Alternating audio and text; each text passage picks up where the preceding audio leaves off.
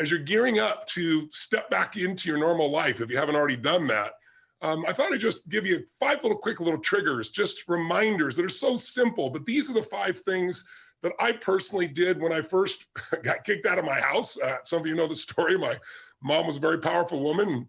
I had 4 different fathers, and she kicked my dad out. And on Christmas Eve, she decided I was on his side, so she kicked me out too. And I had nothing, and I had to figure out what to do. She kept my 1960 Volkswagen. I earned $40 a week. And don't get me wrong, I love my mom, but she abused alcohol and prescription drugs. And when people do that, they're not themselves. They do little crazy things. But I am who I am because of her. And part of that was even that first step where I had to just figure out what to do with my life. But it was incredibly depressing. I have a younger brother, 5 years younger sister, 7 years younger. I love them, loves of my life. And I was separated from my brother and sister, and I'm walking in the rain trying to figure out what the hell I'm going to do. And I'm still in high school. And so one of the things that I did is I slept on this mountaintop, and then of course it rained. And so the next day I talked to a friend, a lady friend, not a girlfriend, but a girl who was a friend. And her parents let me stay in their laundry room. And I remember I was so depressed. I don't know if you've ever been to that place where you're like wondering why you're even around or whether you should be around. It was a pretty brutal time. But what turned me around was feeding my mind. What I mean by that is about a year earlier, I'd gone to this seminar by Jim Rohn. I know many of you have heard of Jim.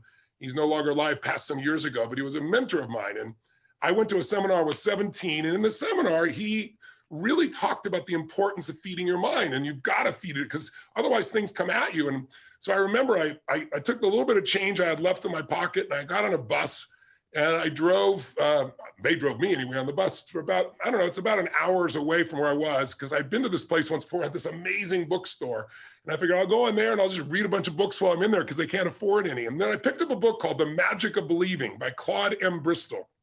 And in this book, it talked about training and conditioning your mind and how what goes in your mind becomes the experience of your life and how to do it. And I was so depressed, I didn't know what to do. And so I went and I'll never forget, I went back to this little laundry room and there was a mirror there. And the book said, put your goals on the mirror so you look through your own eyes into your goals and you see in your own eyes and you read those goals. Do it with soap. And so I did it in the mirror. And then I made these little posters that said things like, only a loser is depressed. Now that's not true.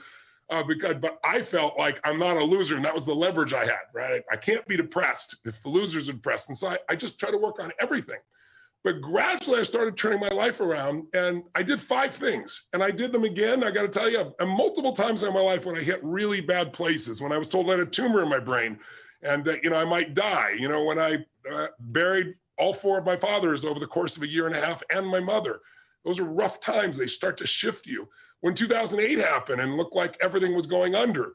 And I went back and I reapplied them here at the beginning of the pandemic as well. So they're really simple. But first of the 5 keys to transform your life, I don't care where you are, how great it is, if you can get to the next level, the first step is stand guard at the door of your mind.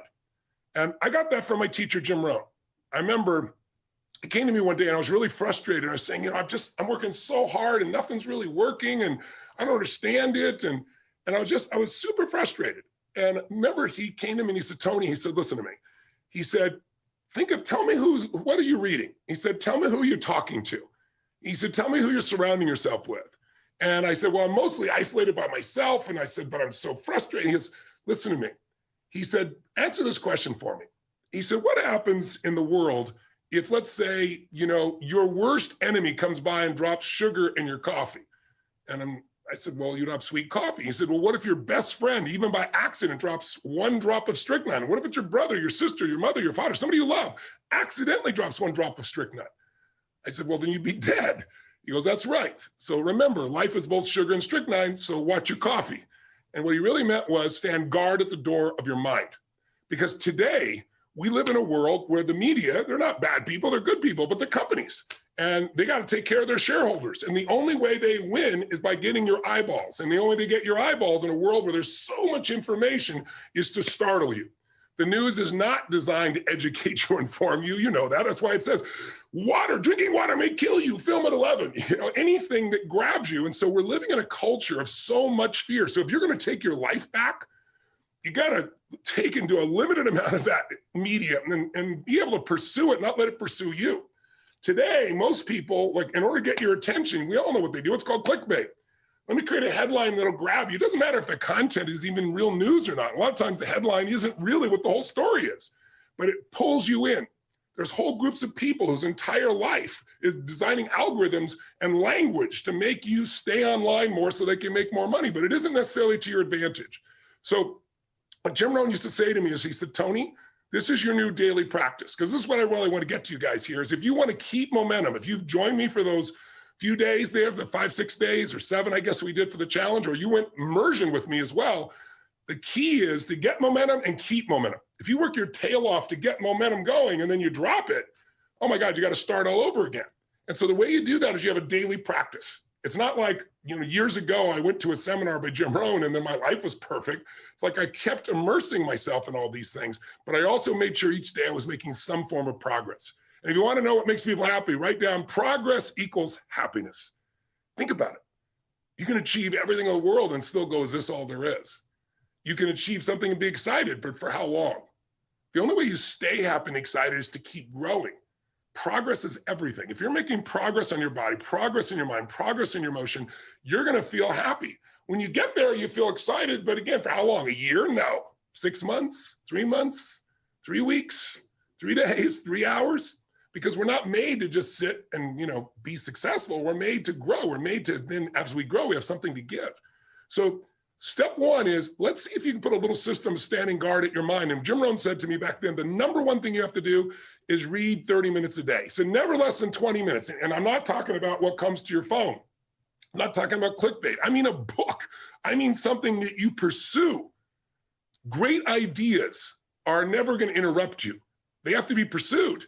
And if you don't pursue them, you're going to get what everybody else has, which is all this fear, all this uncertainty, all this stuff that won't work, because everybody's focused on what won't work, what can't happen. Why? Because they're afraid. They're afraid to fail. They're afraid to try and feel like they're not enough.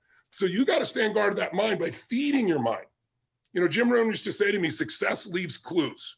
If you want things to get better, you got to get better. If you want things to change, you got to change. But you got to do it deliberately and consciously. And he used to say to me constantly, he said, Tony, you've got to constantly find a way to feed that mind, something that's got strategy in it, philosophy, something that's going to improve the quality of your life. And if you really learn it, you can help the people you love with the things you learn. And so I got hooked. And so I decided I'm going to read a book a day. I took a speed reading course and I didn't read a book a day, but I read 700 books over the period of 7 years, all in the area of philosophy, physiology, emotion, the things to me that mattered most.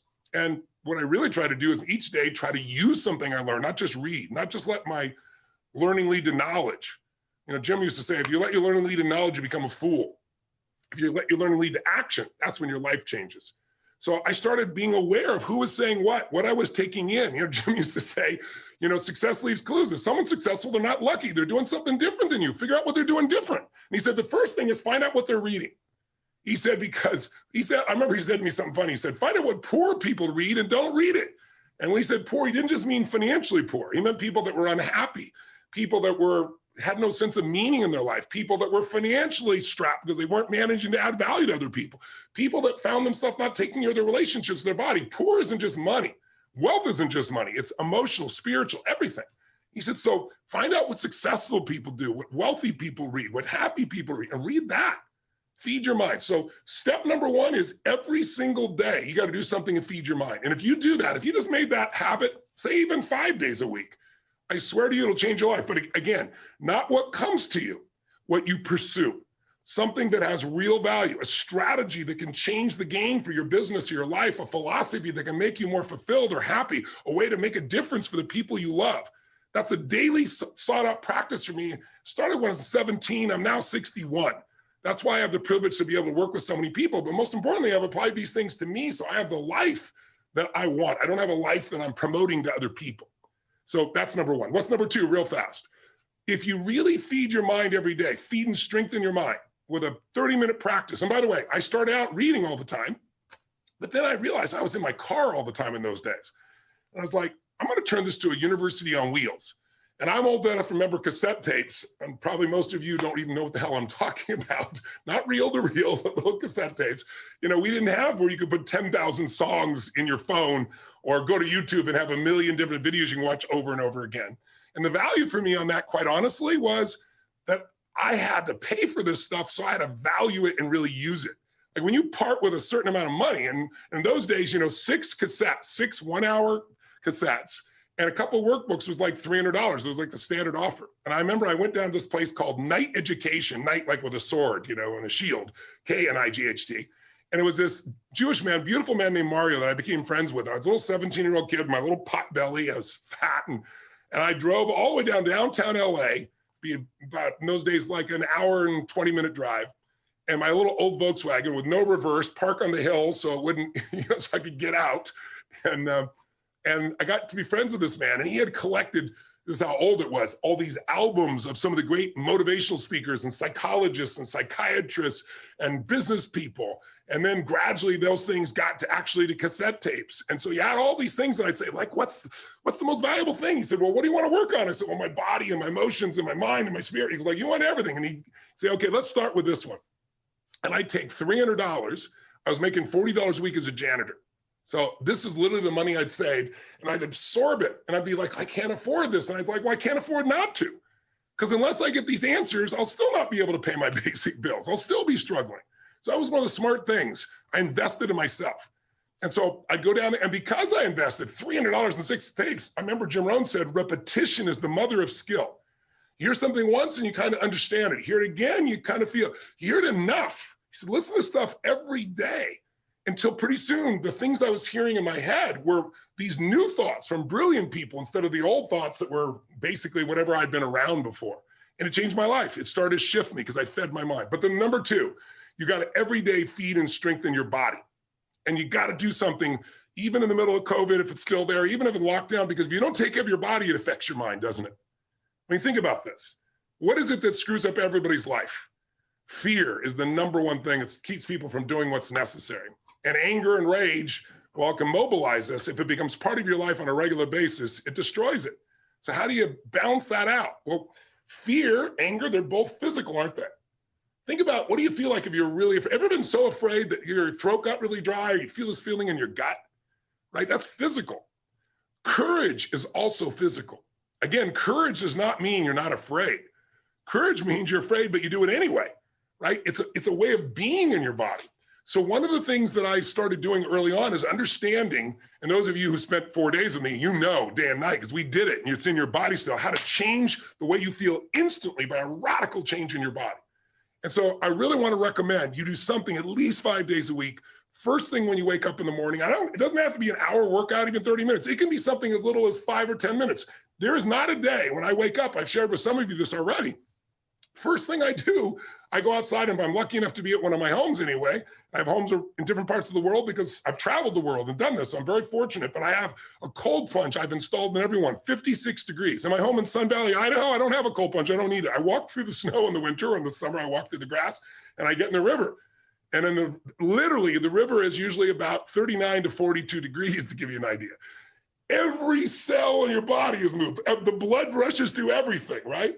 And I do it for 2 reasons. There's never a day I look forward to doing it. I don't go, oh, I can't wait to go in there. I do it, number 1, because it transforms your body. The blood flow, the lymph flow is unbelievable from a health perspective. You just go in for a minute, pop out, and it's like a different world, right? I don't care what it is. Or you could take a freezing shower, would be the minimum way you could do this if you couldn't do this. But it's about changing your body so radically. And it's also about developing a simple daily discipline. It's like, I don't negotiate with myself. I tell my brain, I don't go, oh, wait, I'm not ready, or let me count to 10, or maybe I'll do it tomorrow. That pattern of thinking is what destroys most people's lives and their dreams. You can settle for a life like most people have, or you can create your dreams, but to do it, you need to be able to push yourself. So you need to train yourself in little ways. Or it could be just going and lifting weights, and you're gonna do like 10 minutes of pushing yourself, or a sprint, or a really fast walk, anything. Because when you get your blood pushing, when you push beyond what's comfortable, it develops this determination inside you, this sense of will that you will then use everywhere else. I always say, if you discipline yourself in one area of your life, you're going to be able to do it even more in other areas. You get momentum. Momentum is everything. So if you train your mind, great, but you got to train your body as well in some way. And I don't care, again, if it's 5 or 10 minutes where you really push yourself, or a full-blown workout, it's got to get there, because when you do that regularly, you're going to find yourself having a better mind. The mind and body can't be separated. They're completely connected. You work on both of them, you're going to have a different world, and you're not going to be shut down. And when other people are like, oh, it can't be done, just move, I'll handle it. It's a different way of being, isn't it? Third key, in order to really believe you can turn things around, you need a role model. And so throughout my life, I looked at different ones. The earliest one I looked for, since I grew up poor and we had no money, and that seemed to be the real issue. My mom left all four of my fathers. But as I look back on it, it really wasn't money. They could have had all the money in the world and they still would have fought. But it looked like money. So I thought, wow, if I could make money, my family will never have this pain. So I looked around for role models. And I grew up in a place where there were no financial role models. Everyone was broke.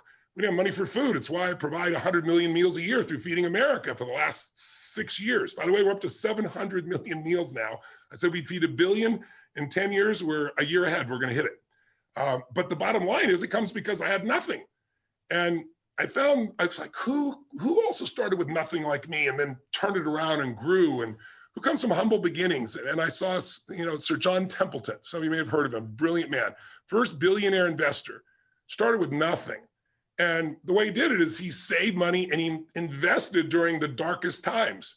And so I saw Sir John as that. And when I was around when COVID happened, I started looking around to see what are people and businesses that haven't given up. Even though everything's shut down, they found a way to serve their clients. And even though their way wasn't my way, it reminded me and inspired me to say there is a way. That's how I started building the way that we now deliver for so many people virtually around the world.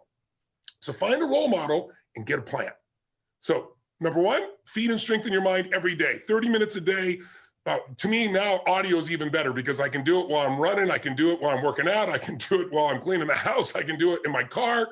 So I use audio. That's why I've used it forever in that area, because it just gives you more rhythm. But it's either read or audio, something you've pursued. Every day, strength and feed your body. You make it stronger so that you're psychologically sharp. Find the role model, get a plan. What's for? Massive action. Like everybody wants to say, well, I don't know where to start. What do I do first? Well, listen, I got all kinds of tools to help people do that. But the most important thing is do something. You don't know what to do, throw the rock. Wherever it lands, talk to the next person, right? It's like you need massive action. And then you need to see what's working or not and keep changing, and you'll get there. Anyone can get to where they want to go as long as they get in motion. But again, it's about momentum. And that's the main reason I came to join you. Last one, step 5, real fast. Give more than you expect to receive. If you are constantly trying to take care of people, give to people. If your worst time of your life, you can give to people, I promise you, everything will change. I won't tell you the whole story, bore you with it right now, because I want to do this real quick for you. But one of the most difficult times of my life when I was completely broke, not even enough gas in my car, trying to figure out how to survive, not able to pay my rent. And I won't bore you with the story, but I had an experience where I took the last $19 I had and I gave it to somebody else that needed it. And afterwards, I was euphoric.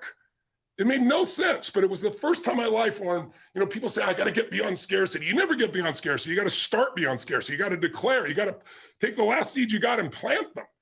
And I remember, the next day I got a check for $1,200, which in those days I could have survived on for almost a month, from somebody that owed it to me and not paid me for 2 years. The very next day, after I gave every dime I had no idea I was even going to eat, it was the right moment, it was the right situation. And I did what was right. So find someone who's worse off than you are in the middle of COVID, do something for them. And I promise you, you'll remember how great your life is and you'll feel fulfilled, because it's not about us. You know what I mean? It's like, it's not about me, it's about we.